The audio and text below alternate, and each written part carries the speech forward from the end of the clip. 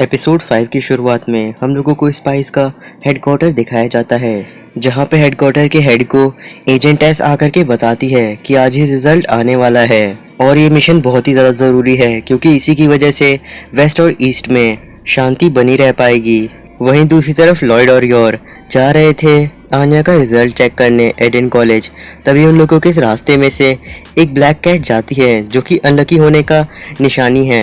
Your उस black cat को देख करके थोड़ा घबरा जाती है, तो फिर लॉयड कहता है ये सिर्फ अंधविश्वास की बातें हैं। देन एक बार फिर से हम लोगों को स्पाइस के बेस को दिखाया जाता है और वहाँ पे उनके बॉस कहते हैं इस मिशन का नाम है सीट्रिक्स और इसे ट्विलाइट कर रहा है।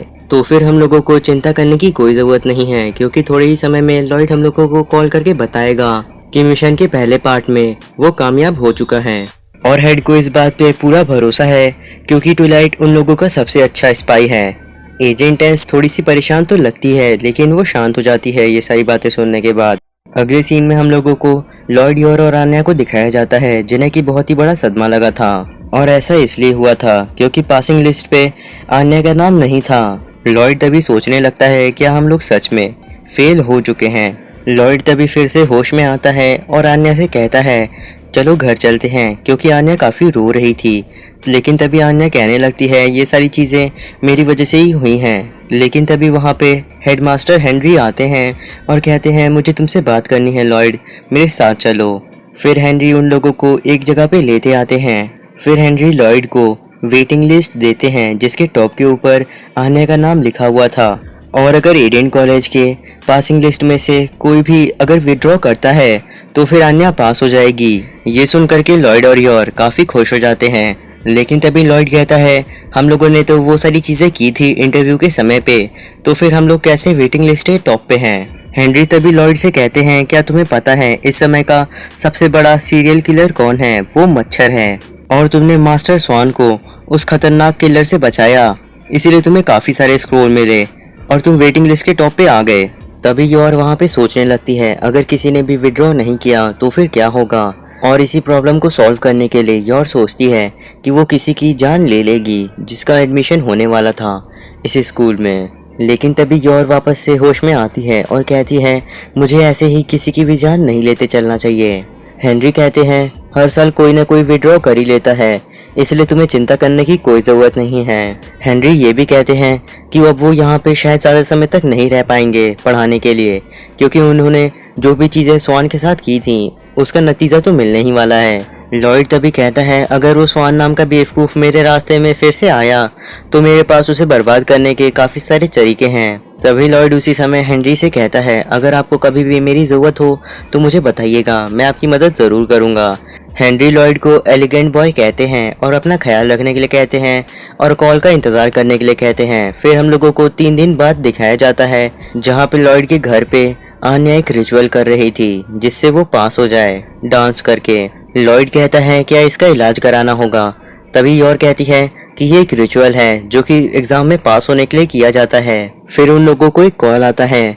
लॉयड काफ़ी तेज़ी से जाकर के उस कॉल को उठा लेता है। ये कॉल एडन कॉलेज की तरफ से आया था और इसमें बताया गया था कि आन्या पास हुई या नहीं। फिर लॉयड कॉल रखने के बाद कहता है कि हम लोग पास हो गए हैं एग्ज़ाम में और आन्या को एडमिशन मिल गया है। फिर लॉयड आन्या को ऊपर उठा करके कहता है तुमने काफ़ी अच्छा काम किया। तभी योर लॉयड से कहती है कि आन्या के साथ साथ तुमने भी काफ़ी अच्छा काम किया था।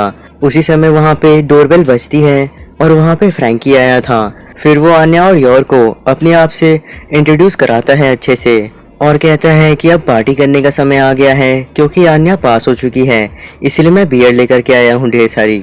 अगले सीन में उन लोगों की पार्टी शुरू हो जाती है और वहाँ पे फ्रैंकी कह रहा था ये सब मेरा ही कमाल है क्योंकि मैंने ही ईडन कॉलेज की आंसर सीट को चुराया था। लॉयड फ्रैंकी से कहता है धीरे बोलने के लिए क्योंकि कोई उनकी बात सुन सकता था। लेकिन जब वो लोग योर की तरफ देखते हैं तो वो पूरी तरीके से नशे में थी और आन्या पीनट्स खाने में बिजी थी।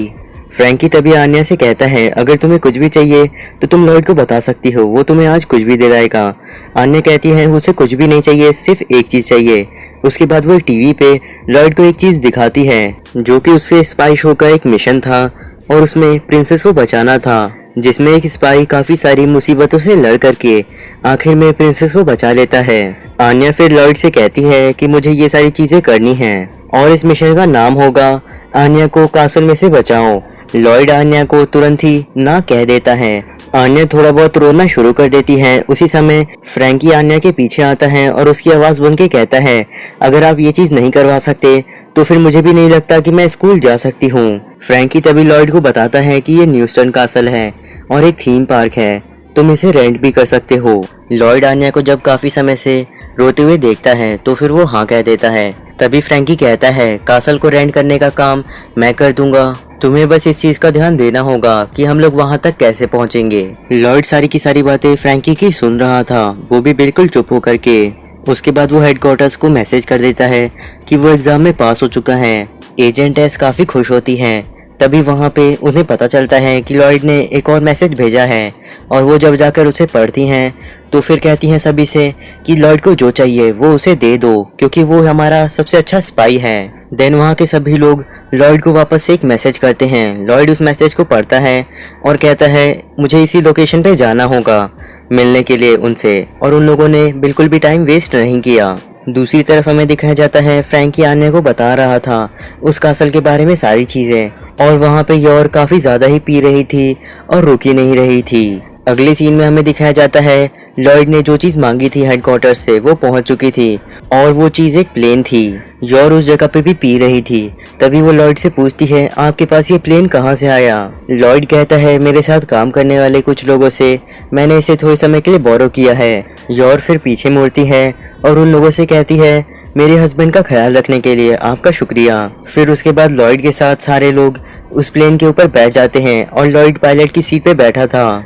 उसके बाद सभी कहते हैं कि हम चलने के लिए तैयार हैं। तो फिर लॉयड प्लेन को उड़ाता है और वो लोग वहाँ पे अपनी फ्लाइट का पूरी तरीके से मजा लेते हैं। और कुछ ही समय के सफर के बाद वो लोग न्यूस्टन कासल पे पहुंच जाते हैं। वहाँ अंदर जाने के बाद आन्या और फ्रैंकी पूरी जगह पे दौड़ रहे थे। तभी आन्या वहाँ पे रुकती है और कहती है, कुछ तो मिसिंग है। लॉयड आन्या से पूछता है आखिर उसे इस समय क्या दिक्कत है। आन्या कहती है, ये कासल कितना बड़ा है लेकिन ये पूरी तरीके से खाली है। आगे आन्या कहती है, इसी बात से वो दुखी है, इसलिए शायद वो स्कूल नहीं जा पाएगी। तभी फ्रैंकी वहाँ पे फिर से आन्या की तरफ से बोलना शुरू कर देता है, जिस वजह से लॉयड को फिर से हेडक्वार्टर से बात करनी पड़ती है। और इस बार उसने ज्यादा से ज्यादा एजेंट्स को वहाँ पे भेजने के लिए कहा था। एजेंट एस कहती हैं, उसकी जो भी डिमांड्स है सभी को पूरा कर दो। फिर हम लोगों को दिखाया जाता है सभी एजेंट्स तेजी से न्यूस्टन कासल पे पहुंच रहे थे और काफी सारे एजेंट्स थे वो लोग। इस मिशन की डिफिकल्टी लेवल एसएस क्लास थी, क्योंकि इस मिशन को खुद ट्विलाइट ने कहा था करने के लिए। फिर कुछ ही समय में देखते ही देखते पूरे के पूरे कासल में रोशनी छा जाती है और सब जगह पे पार्टियां शुरू हो जाती हैं। सभी एजेंट्स अपने अपने काम पे लग चुके थे। तभी वहाँ पे लॉयड सभी को थैंक यू कहता है यहाँ पे आने के लिए, क्योंकि ये पार्टी दी गई है उसकी बेटी के पास होने की वजह से। लॉयड बातों बातों में ही अपने पैरों से आवाज करता है और एक कोड देता है। सभी लोग उस कोड का मतलब समझ लेते हैं और कहते हैं इस कोड का मतलब है शांति से बस बात सुनते रहो। लॉयड वहाँ पे सभी लोगों से कहता है कि आप लोगों को एनिमी का रोल करना है और लॉयड जो कि यहाँ पे स्पाई का रोल निभाएगा उसे रोकना है। सभी लोग कहते हैं हमें पता नहीं यहाँ पे क्या हो रहा है, लेकिन हम लोगों को अगर लॉयड के साथ मुकाबला करने का मौका मिलेगा तो ये बहुत ही अच्छा मौका है। फ्रैंकी तभी कहता है, मैं आप सभी को बता देता हूँ कि कौन कौन सा रोल निभा रहा है। आन्या यहाँ पे प्रिंसेस का रोल निभाएगी, फ्रैंकी यहाँ पे विलन का रोल निभाएगा, और योर को जो रोल पसंद आए वो उस रोल को कर सकती है। फ्रैंकी वहाँ के सभी एजेंट से कहता है, आप सभी मेरे साथी हैं और आपको लॉयड के रास्ते में ज़्यादा से ज़्यादा आना है। वहाँ पे जितने भी एजेंट्स थे वो काफ़ी ज़्यादा एक्साइटेड हो जाते हैं, क्योंकि यहाँ पे उन लोगों को लॉयड से मुकाबला करने के लिए मिलेगा, और साथ ही में इस मिशन का रैंक है एसएस क्लास। फिर जैसे ही मिशन स्टार्ट होता है वहाँ के सारे एजेंट्स अपनी अपनी जगह ले लेते हैं। फ्रैंकी आन्या और योर के साथ एक कार्ट में बैठ करके वहाँ से जा रहा था और वो लॉयड से उन लोगों का पीछा करने के लिए कहता है। लॉयड भी दूसरी कार्ट में बैठ करके उनका पीछा करने लगता है, लेकिन वो लोग उससे काफी दूर रहते हैं। फ्रैंकी तभी लॉयड को बताता है कि तुमसे 3 सवाल पूछे जाएंगे और अगर तुम उन सवालों का जवाब नहीं दे पाए सही से तो फिर तुम्हें अपने बगल में रखे हुए स्पाई सेट को पहनना होगा। फिर उसके बाद फ्रैंकी लॉयड से सवाल पूछना शुरू कर देता है। लॉयड उन सभी सवालों का जवाब दे देता है, लेकिन लॉयड के 2 सवाल गलत रहते हैं, इसीलिए फ्रैंकी लॉयड से कहता है उस मास्क को पहनने के लिए। आन्या भी तभी बाइनोकुलर्स उठा करके देखने लगती है कि लॉयड कैसा लग रहा है। लॉयड काफी अच्छा लग रहा रहता है उस स्पाइस सेट को पहन करके। आगे हम लोगों को दिखाया जाता है लॉयड एक टनल को पास करके आगे की ओर बढ़ रहा था। वहीं दूसरी तरफ हमें दिखाया जाता है काफी सारे एजेंट्स तैयार थे लॉयड को रोकने के लिए। लॉयड उस टनल को पास करने के बाद आगे की ओर एक जगह पे पहुंचता है। तभी वहां पे फ्रैंकी लॉयड से कहता है अगर तुम्हें यहाँ से आगे बढ़ना है तो तुम्हें इन सारे एजेंट्स को हराना होगा। फिर लॉयड और सभी एजेंट्स के बीच में लड़ाई शुरू हो जाती है। लॉयड काफी तेजी से आगे की ओर बढ़ रहा था और उसे कोई भी नहीं रोक पा रहा था। जितने भी एजेंट्स लॉयड से हार रहे थे वो कह रहे थे लॉयड अमेजिंग है। फ्रैंकी तभी गुस्सा होने लगता है कि लॉयड इतनी आसानी से आगे की ओर बढ़ पाया। फिर वो ऊपर की ओर जाने लगता है। लॉयड एक जगह पे पहुंचता है जहाँ पे एक गेट था और वहां से उसे ऊपर जाना था, लेकिन वहां पे लॉयड का रास्ता रोकने के लिए काफी सारे एजेंट्स गन से शूट कर रहे थे।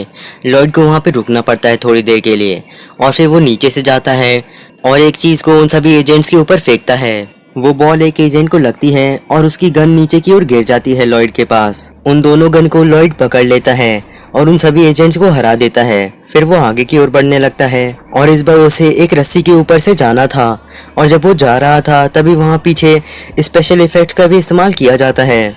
आन्या को ये चीज देख करके काफी ज्यादा मजा आती है। फिर उसके बाद लॉयड कासल के आखिरी लेवल पे आ जाता है। आन्या वहाँ लॉयड के सामने ही थी, लेकिन वहाँ पे काफी सारे एजेंट्स भी थे। तभी लॉयड कहने लगता है मुझे इन सभी के सामने एक्टिंग करनी पड़ेगी, ये कितना ज्यादा एम्बैरेसिंग है। लेकिन तभी लॉयड कहता है मिशन सीट्रिक्स को पूरा करने के लिए मुझे ये चीज करनी होगी। लेकिन वहाँ पे सभी एजेंट्स सोच रहे थे कि हम लोगों को ट्विलाइट की स्किल्स को देखने को मौका मिलेगा, जो कि काफी ज्यादा अच्छी है और ये एक सम्मान की बात है। तभी वहाँ पे फ्रैंकी कहता है कि मैं तुम्हें आन्या को अपने पास से इतनी आसानी से नहीं ले जाने दूंगा। तभी फ्रैंकी कहता है तुम्हें यहाँ से आगे बढ़ने के लिए हमारी दुनिया की सबसे पावरफुल विच योटिकल को हराना पड़ेगा। तभी वहाँ पे योर आती है और वो काफी अलग तरीके से चल रही थी क्योंकि उसने काफी ज्यादा पी रखी थी। योर को वहाँ पे देख करके लॉयड कहने लगता है आखिर इस स्टोरी में चल क्या रहा है। योर तभी लॉयड के ऊपर अचानक से हमला कर देती है। लॉयड उस हमले से बच जाता है। आगे लॉयड कहता है अगर ये हमला मुझे लगा होता तो मेरी हालत खराब हो जाती। लॉयड के फेस से थोड़ा सा खून निकल रहा था। योर वहाँ पे काफी ज्यादा ही डरावनी लग रही थी और कह रही थी मिस आन्या को जो भी किडनैप करने की कोशिश करेगा वो मारा जाएगा। और यहाँ पे योर काफी आसानी से लॉयड के ऊपर हमला इसलिए कर पा रही थी क्योंकि उसने पी रखी थी और उसे कुछ भी समझ में नहीं आ रहा था। लॉयड योर के सारे हमलों को रोकते हुए कहता है शांत होने के लिए, लेकिन योर शांत नहीं होती है और लॉयड के ऊपर हमला करती रहती है। लॉयड कहता है कि अगर ये विच है तो फिर ये फिजिकल अटैक क्यों कर रही है। तभी वहाँ पे लॉयड के ग्लव्स फटने लगते हैं। आगे लॉयड कहता है अगर ऐसे ही चलता रहा तो ये मुझे सच में मार देगी। तभी योर लॉयड को मारने के लिए अपना पैर ऊपर करती है, लेकिन उसी समय वो किसी तरीके से बेहोश हो जाती है और नीचे गिर जाती है। योर को ऐसे देख करके लॉयड कहता है आखिरकार मैं जिंदा बच गया। तभी वहाँ पे फ्रैंकी कहता है तुमने विच को भी हरा दिया, लेकिन अब तुम्हें मुझसे लड़ना होगा और तुम मुझसे ऐसे ही जीत करके आगे नहीं जा सकते। लेकिन तभी लॉयड चलते चलते ही फ्रैंकी को एक पंच करता है जिसकी वजह से वो बेहोश होकर के गिर जाता है। लॉयड तभी आन्या के पास जाता है और कहता है प्रिंसेस आन्या मैं आपको बचाने के लिए आ गया हूँ। आन्या तभी पापा कह करके लॉयड के पैर पे चिपक जाती है। वहाँ के सभी एजेंट्स ये देख करके रोने लगते हैं क्योंकि ये बहुत ही ज्यादा इमोशनल सीन था। देन वहाँ पे सभी जगह पे फायर क्रैकर्स फूटने लगते हैं और वहाँ पे जितने भी एजेंट्स थे वो सभी आन्या को कॉन्ग्रेचुलेशंस कहते हैं क्योंकि उसका एडमिशन हो चुका था एडन कॉलेज में। वहाँ पे योर और फ्रैंकी भी थे जो कि बेहोश थे। देन सभी एजेंट्स वहाँ से चले जाते हैं। उसके बाद आन्या लॉयड से कहती है कि वो स्कूल में अच्छे से पढ़ाई करेगी। लॉयड आन्या से कहता है ये तो काफी अच्छी बात है। अगले सीन में हमें एजेंट एस को दिखाया जाता है जो कि देख रही थी कि उस मिशन में कितने पैसे खर्च हुए। वो 8000 दिया थे जो कि काफी ज्यादा थे, इसलिए वो अपना सर पकड़ लेती है और उसके बाद वो हेड को जा करके सारी रिपोर्ट देती है कि ये इतना पैसे खर्च हुए हैं। हेड एजेंट एस से कहते हैं क्या ये सही है, तो फिर एजेंट एस कहती है कि कल लॉयड ने जो मिशन दिया था उसमें इतने पैसे ही खर्च हुए हैं और ये बिल्कुल सही है। ये सुनकर के हेड अपना सर पकड़ लेते हैं।